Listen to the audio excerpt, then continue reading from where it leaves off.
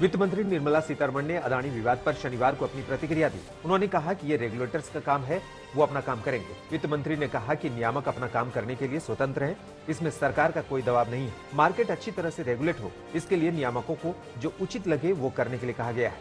उन्होंने कहा कि मार्केट को रेगुलेट करने की जिम्मेदारी सेबी की है और उसके पास मार्केट को रेगुलेट करने के साधन हैं।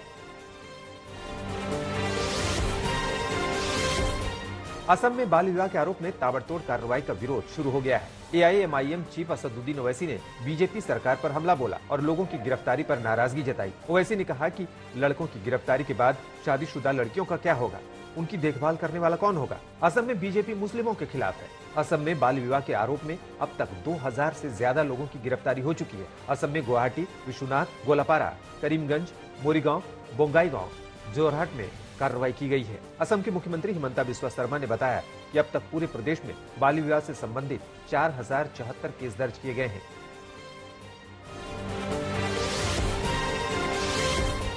जो शादी हो चुकी है उस लड़की का क्या करेंगे अब आप?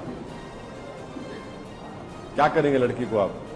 कौन देखभाल करेगा उसका? चाहे किसी समुदाय के हो, कौन देखभाल करे? 6 साल से तो आपकी सरकार है ना। आप 4000 केसेस बुक कर लिए, अभी और 4000 करने का आप बोल रहे हैं, तो फिर क्या करेंगे? फिर कौन देखेगा उसको? उस बच्चे को कौन देखेगा? और स्कूल क्यों नहीं खोलते आप? नया स्कूल क्यों नहीं खोल रहे आप? नया स्कूल खोलिए, कौन रोक रहा है आपको?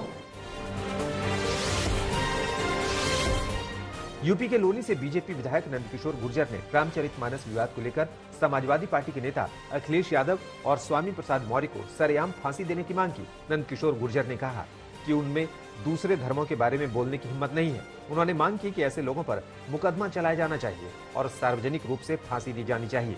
बीजेपी विधायक ने कहा कि लोगों का जनादेश उनके खिलाफ है। ये चुनाव हारने की बौखलाहट है। इन्हें अपना भविष्य अंधकार में नजर आ रहा है। वो आगामी चुनाव हारने के डर से ऐसी बातें कर रहे हैं।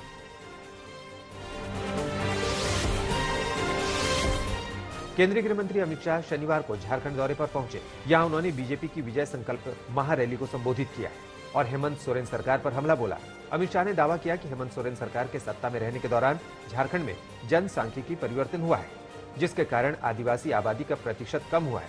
अमित शाह ने दावा किया कि अंतर्राष्ट्रीय सीमा पर बड़े पैमाने पर घुसपैठ के कारण आदिवासियों की आबादी 35% से घटकर 24% हो गई है। वोट बैंक के लालच में यहाँ घुसपैठिए घुसाए जा रहे हैं। वो आदिवासियों की जमीन हथिया रहे हैं, बच्चियों पर अत्याचार कर रहे हैं और हेमंत बाबू मुस्कुराते हुए ये सब देख रहे हैं।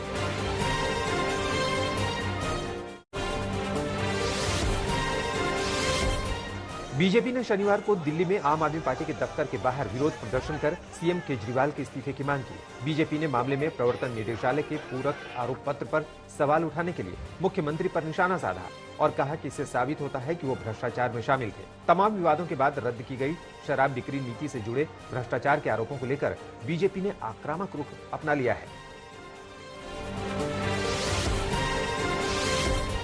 जामिया हिंसा मामले में दिल्ली की साकेत कोर्ट ने जेएनयू के छात्र शर्जील इमाम और स्टूडेंट एक्टिविस्ट आसिफ इकबाल तन्हा को आरोपों से मुक्त कर दिया है। हालांकि शर्जील इमाम अभी जेल में ही रहेगा, क्योंकि वो फरवरी 2020 में नॉर्थ ईस्ट दिल्ली के दंगों में साजिश के मामले में यूएपीए के तहत ट्रायल का सामना कर रहा है। जामिया में साल 2019 में सीएए एनआरसी कानून के खिलाफ विरोध प्रदर्शन के दौरान हिंसा फैल गई थी, जिसमें दिल्ली पुलिस ने शर्जील इमाम और आसिफ इकबाल तन्हा समेत अन्य के खिलाफ मामला दर्ज किया था।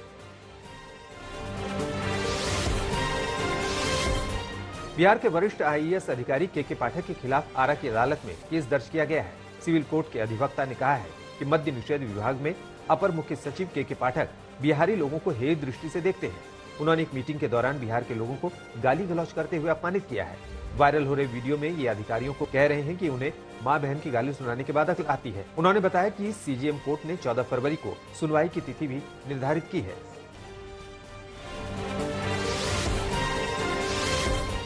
जम्मू कश्मीर के उपराज्यपाल मनोज सिन्हा ने विरोध कर रहे कश्मीरी पंडित कर्मचारियों को काम पर वापस लौटने को कहा। एलजी ने कहा कि कुछ लोग कर्मचारियों को गुमराह कर रहे हैं। हालांकि कर्मचारियों ने उन्हें बताया कि उनके पास घाटी में सरकारी आवास नहीं है जहां वो रह सके। इस पर उपराज्यपाल ने कहा कि सभी मुद्दों पर गौर किया जा रहा है। दरअसल पिछले साल बडगाम जिले में कार्यालय के अंदर कश्मीरी पंडित राहुल भट्ट की हत्या के बाद कई कर्मचारी जम्मू चले गए थे। इसके बाद से कर्मचारी सुरक्षित जगहों पर ट्रांसफर की मांग कर रहे हैं।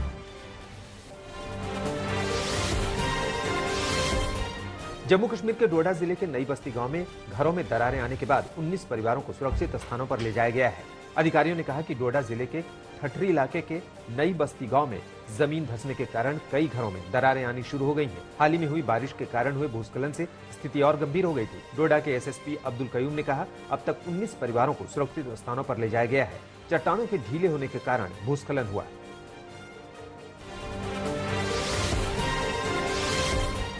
भारतीय सेना ने अग्निवीरों की भर्ती प्रक्रिया में बदलाव की घोषणा की है। अग्निपथ योजना के तहत अग्निवीर बनने की इच्छा रखने वाले उम्मीदवारों को अब पहले एक online common entrance examination CE में शामिल होना पड़ेगा। इसके बाद उन्हें शारीरिक फिटनेस और मेडिकल टेस्ट दोनों का सामना करना होगा।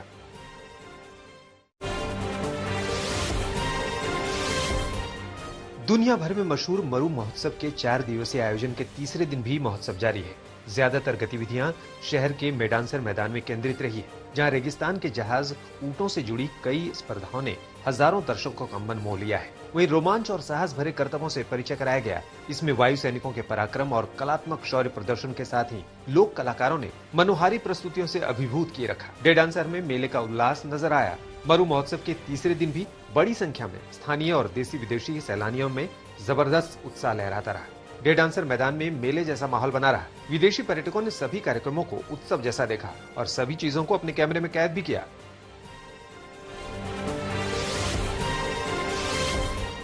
बॉलीवुड के लव बर्ड्स कियारा आडवाणी और सिद्धार्थ मल्होत्रा की शादी को अब बस कुछ ही दिन बचे हैं। फैंस दोनों को दूल्हा दुल्हन के रूप में देखने को बेताब है। कियारा सिद्धार्थ मुंबई से हजारों किलोमीटर दूर राजस्थान में लेंगे साथ फेरे। परिवार के लोग एक दिन पहले ही जैसलमेर पहुंच गए। इस हाई प्रोफाइल शादी में इंडस्ट्री के लोगों के साथ ही करीब 150 वीवीआईपी लोग शामिल होंगे। कियारा सिद्धार्थ जैसलमेर के सूर्यगढ़ होटल में 6 फरवरी को फेरे लेंगे। होटल में तैयारियां भी शुरू हो गई हैं। वहीं सिक्योरिटी का खास इंतजाम किया गया है। शादी का पूरा काम मुंबई की एक बड़ी वेडिंग प्लानर कंपनी को सौंपा गया है।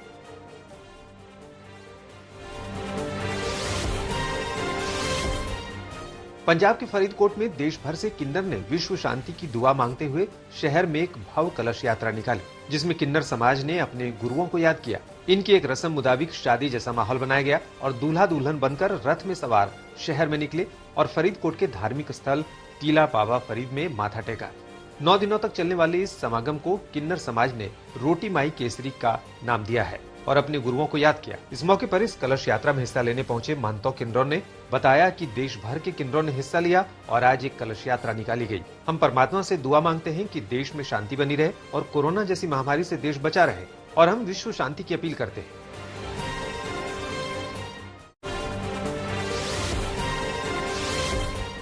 मैनपुरी में 7 साल की मासूम बच्ची के साथ दुष्कर्म का मामला सामने आया है, जहां नाबालिग लड़का बच्ची को बहला फुसला कर ले गया और उसके साथ दुष्कर्म की घटना को अंजाम दिया। बच्ची की चीखने चिल्लाने की आवाज सुनकर परिजन घटनास्थल पर पहुंच गए। तभी आरोपी लहूलुहान हालत में बच्ची को छोड़कर फरार हो गया। परिजनों की तहरीर पर मुकदमा दर्ज कर लिया गया है। परिजनों ने बताया कि शाम को बच्ची घर के बाहर खेल रही थी, तभी लड़का आया और बच्ची को टॉफी दिलाने के बहाने अपने घर ले गया और उसके साथ बंद कमरे में दुष्कर्म किया। लोग इकट्ठा हो गए। एकत्रित भीड़ को देखकर नाबालिग लड़का भाग गया। पुलिस ने आरोपी के खिलाफ मुकदमा दर्ज कर उसे गिरफ्तार कर किशोर न्याय बोर्ड में पेश किया है।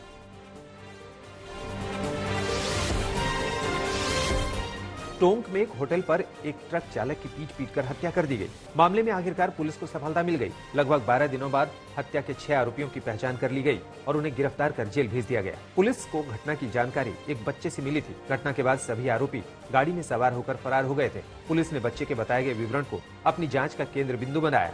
सीसीटीवी फुटेज से आरोपियों के संदिग्ध ठिकानों पर छापेमारी कर एक साथ घर दबोचा। आरोपियों ने बताया कि होटल में बैठे लोगों के साथ बस चाय पीने को लेकर विवाद हुआ था, जिसके बाद आरोपियों ने होटल के बाहर निकलने पर मृतक की पिटाई कर दी थी, जिससे उसकी मौके पर ही मौत हो गई। भरतपुर में पति और पत्नी के बीच मामूली बात पर झगड़ा हो गया, जिसके बाद घर में रखा जहरीला पदार्थ पत्नी ने पी लिया, जिसका जिला अस्पताल में इलाज चल रहा है। वहीं भयभीत पति ने जंगल में जाकर एक पेड़ से फांसी का फंदा लगाकर आत्महत्या कर ली। दरअसल शख्स मजदूरी करने के बाद देर शाम घर लौटा था। पत्नी ने बच्चों और पति के लिए खाना बना दिया था, मगर पत्नी किसी बात पर खाना नहीं खा रही थी। खाना नहीं खाने को लेकर पति और पत्नी के बीच झगड़ा हो गया था और इस बीच महिला ने जहर खा लिया, जिसका इलाज जारी है। वहीं भयभीत होकर पति ने फांसी लगा ली। पुलिस मौके पर पहुंची और मृतक के शव को पोस्टमार्टम के लिए भेज दिया।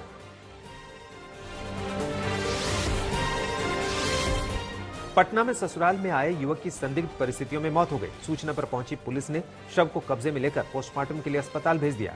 मृतक की पहचान हो गई है। घटना के संबंध में बताया जा रहा है कि मृतक अपने ससुराल गया था। और वो अपने ससुराल से ही लापता हो गया था। इसी बीच गांव के पास सुनसान जगह से उसका शव बरामद हुआ। शव मिलते ही इलाके में सनसनी फैल गई। लोगों ने इसकी सूचना पुलिस को दी। सूचना पर पहुंची पुलिस ने जांच में बताया कि ससुराल वालों ने ही दामाद की गला दबाकर हत्या कर दी थी। फिलहाल पुलिस आरोपियों की तलाश कर रही है।